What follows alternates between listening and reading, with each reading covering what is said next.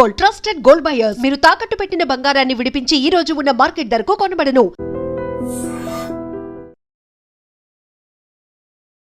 But నాకు ఒక doubt sir.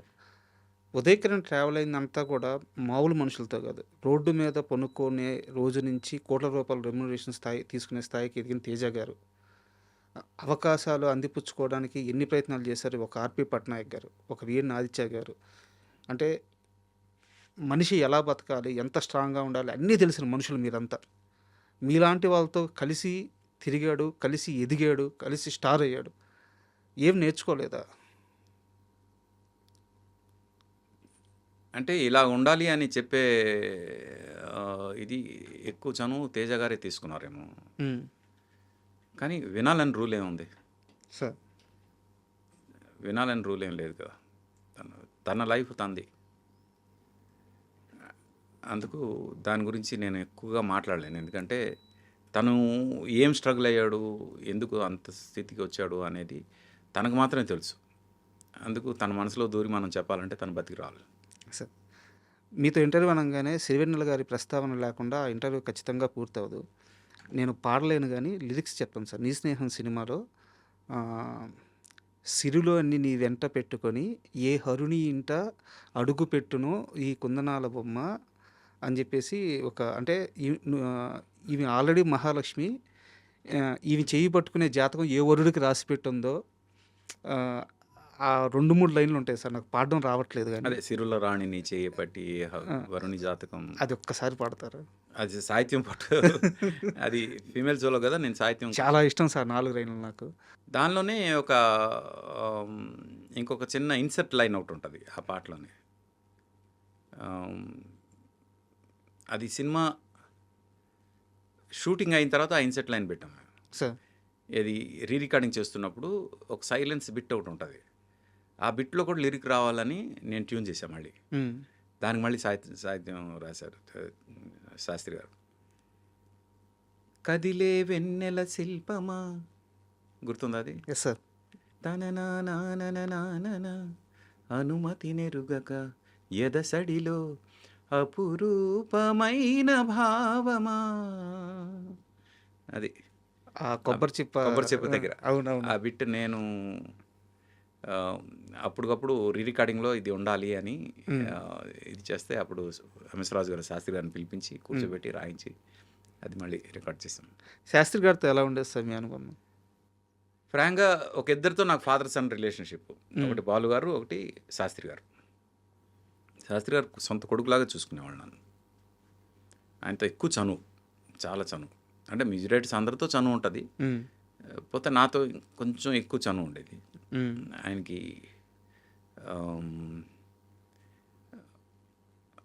అంటే ఆయన స్మోక్ చేస్తూ రాసేవాళ్ళు అనమాట.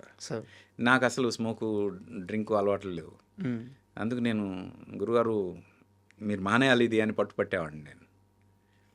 అందుకు నువ్వు వస్తే నాకు కొంచెం టెన్షన్ అయ్యా అంటాడు సార్. ఇది నాకు తెలుసు సార్. అంటే నేను వ్యక్తి పేరు చెప్పలేను, ఇంటర్వ్యూలోనే జరిగింది. మనిషి అనేవాడు అందరిని మించి ఎప్పుడు ఎదగకూడదయా. ఎందుకంటే తర్వాత వాడికి మంచి చెడు చెప్పేవాడు ఎవడో ఉండడు, చెప్పలేరు ఆయన ముందుకు. ఇప్పుడు మనిషి అనేవాడు మనిషిని దాటి ఎదిగిపోతే మంచి చెడు ఇంకేం చెప్తాం. శాస్త్రి గారు అలా ఎదిగిపోయారు. మనుషుల్లో మనిషి స్థాయి నుంచి ఎదిగిపోయాడు ఆయన. ఆ తర్వాత ఆయనకి సార్ మీరు ఇది చేయొచ్చు ఇది చేయకూడదు అని చెప్పేవాళ్ళు లేరు, చెప్పకూడదు, చెప్పలేము అని చెప్పాను. బట్ శాస్త్రి గారికి ఆ విషయంలో వద్దు అని చెప్పిన ఒకే ఒక్క మనిషి ఆర్‌పి పట్నాయక్ అని చెప్పి చెప్తారు. అవునా? అది నాకు తెలియదు. నేనైతే చెప్పేవాడిని.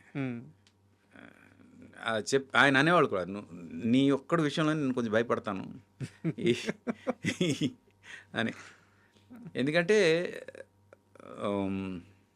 డెఫినెట్గా ఆయన ఎంత తొందరగా వెళ్ళిపోవడానికి కారణం కూడా అదే అని నా feeling sir. Smoking.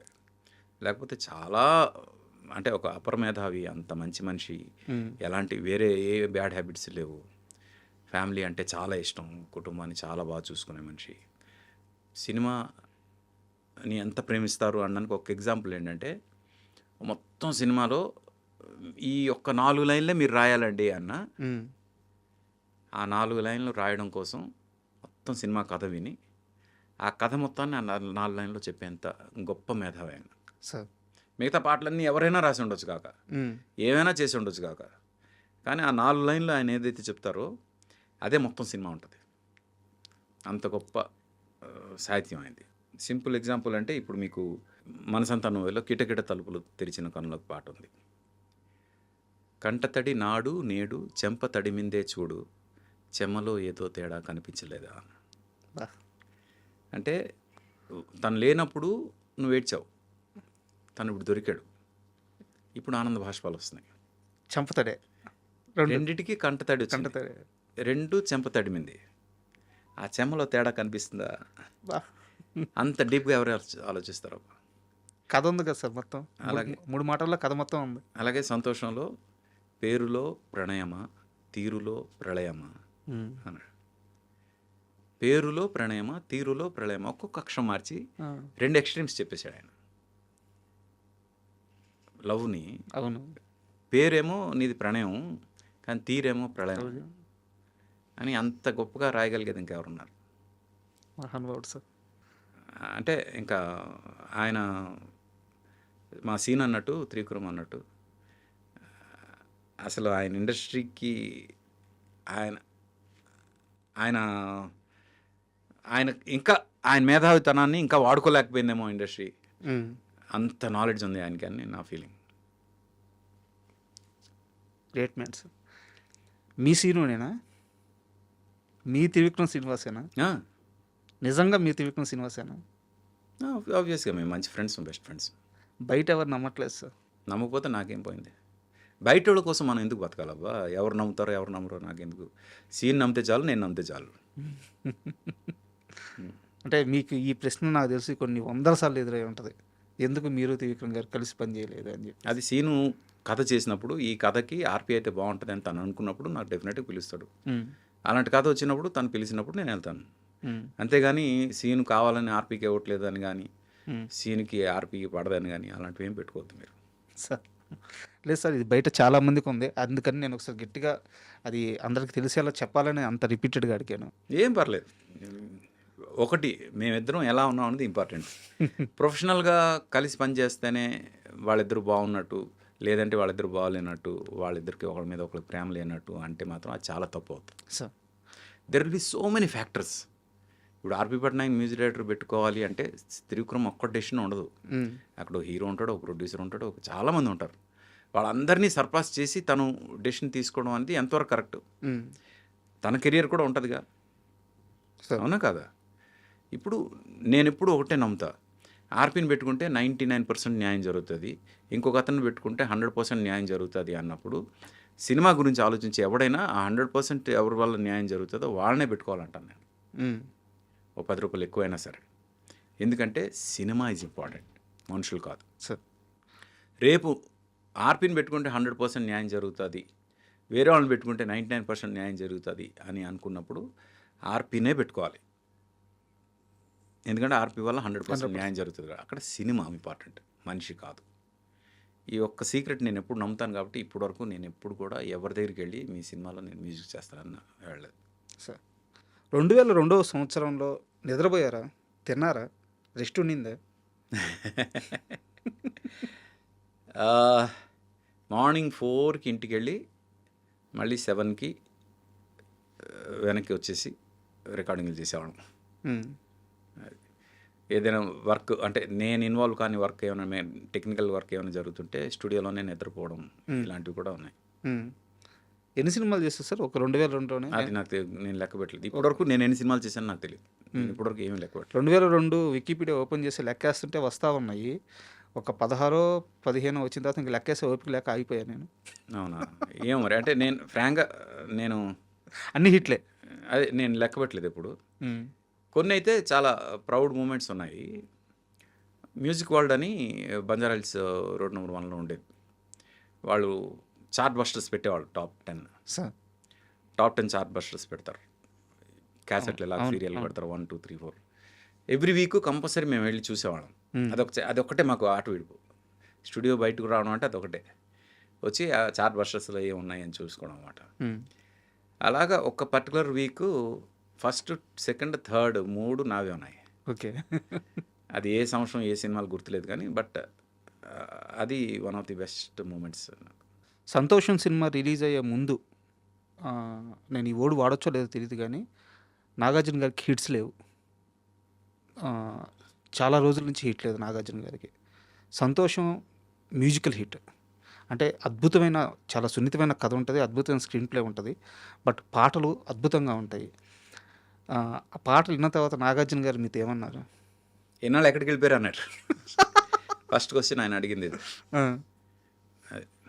So much to say that I love you song recording అప్పుడు ఆయన స్టూడియోకి వచ్చారు. ఉమ్. వచ్చి విని ఎన్నాళ్ళు ఎక్కడికి వెళ్ళిపోయారు మీరు అన్నారు. అదేంటి అప్పటికే మీరు చాలా పెద్ద హిట్లు ఇచ్చారు. అవును, అంటే మన ఇద్దరం ఎందుకు కలిసి పని చేయలేదనే ఫీలింగ్ వచ్చిందేమో ఆయనకి. అది ఆ క్వశ్చన్ అడిగారు. దశరథ్ గారితో మిగతా అందరి దర్శకుల కంటే కూడా ఆయన చాలా కొత్త వారైనా సరే ఆర్పీకి చాలా మంచి బాండింగ్ ఉంటుంది అని చెప్తారు. ఎందువల్ల? దశరథ్ నేను ఇండస్ట్రీ రాకముందు నుంచి ఫ్రెండ్స్. సార్ నేను సునీల్ త్రివిక్రమ్ రూమ్మేట్స్ కదా. మా నైబరింగ్ రూమ్లో దశరథ్, ఓకే. గోపిమోహన్, జేకే వీళ్ళందరూ ఉండేవాళ్ళు. జేకే అంటే కెమెరామెన్. సార్ ఒక సీరియస్ క్వశ్చన్. నీ మ్యూజిక్ వల్ల సినిమాకి మార్కెట్ అవ్వట్లేదు అని ఎవడో ఒక మాట అంటే ఇన్ని వందల అద్భుతమైన పాటలు ఇచ్చిన ఆర్పి పట్నాయక్ సినిమాలు ఇంక నేను చేయను అని నిర్ణయం తీసుకోవడం ఏంటి? ఇదే ప్రశ్న మా టీఎన్ఆర్ గారు అడిగారు మిమ్మల్ని 8 సంవత్సరాల క్రితం. ఆ రోజు కూడా మీరు సరిగ్గా సమాధానం చెప్పలేదు.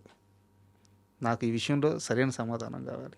టిఎన్ఆర్ గారు బతికున్నప్పుడు ఆ మనిషి బతికున్నారు, ఈరోజు ఆ మనిషి బతికలేరు. ఆ మనిషి గురించి బతికి లేనప్పుడు ఒక మనిషి గురించి మాట్లాడకూడదని నేను ఖచ్చితంగా నమ్ముతున్నాను. కాబట్టి దాని గురించి ఇంకా ముందు కూడా ఎక్కడ చెప్పను. ఓకే, ఆయన గురించి వారెవరు నాకు ఇవన్నీ వద్దు. మీరు తీసుకున్న డెసిషన్ కరెక్టా? నేను ఈరోజు ఇక్కడ ఇంటర్వ్యూ చేస్తాను, చాలు. కరెక్టా కాదా మీరే డిసైడ్ చేయండి. మీకు అది చాలు సార్. మీ ఇప్పుడు కూర్చున్నాం, ఎన్ని గొప్ప పాటల గురించి మాట్లాడుకున్నాం. మంచి సంగీతం ఇవ్వగల స్థాయి ఉన్న వ్యక్తి. అలాంటి వ్యక్తి ఎందుకు ఆపేయాలి అనేది చాలామంది బాధ. పైగా మీరు స్టేట్మెంట్ ఇచ్చారు. అవును, అప్పుడు ఇద్దరు చాలా గట్టిగా నన్ను ఆపే ప్రయత్నం చేశారు నా స్టేట్మెంట్ని. ఎవరు సార్? ఒకటి మా సీను త్రివిక్రమ్ కూర్చోబెట్టి మరి క్లాస్ పీకాడు, ఎందుకలా డెసిషన్ తీసుకుంటున్నాం అని. ఇంకోటి కోటి గారు. వీళ్ళిద్దరూ నాకు చాలా గట్టిగా క్లాస్ స్పీకర్, ఎందుకు అంత బ్లంట్ డెసిషన్ తీసుకుంటున్నాం అని. బట్ కొన్నిసార్లు మనం రైట్ అనే ఫీలింగ్ వచ్చినప్పుడు ఇంకెవరి మాట వినం కదా సార్. కన్విన్స్ అవ్వలేదు సార్ నేను ఇప్పటికీ. అంటే నేను కన్విన్స్ అయ్యాగా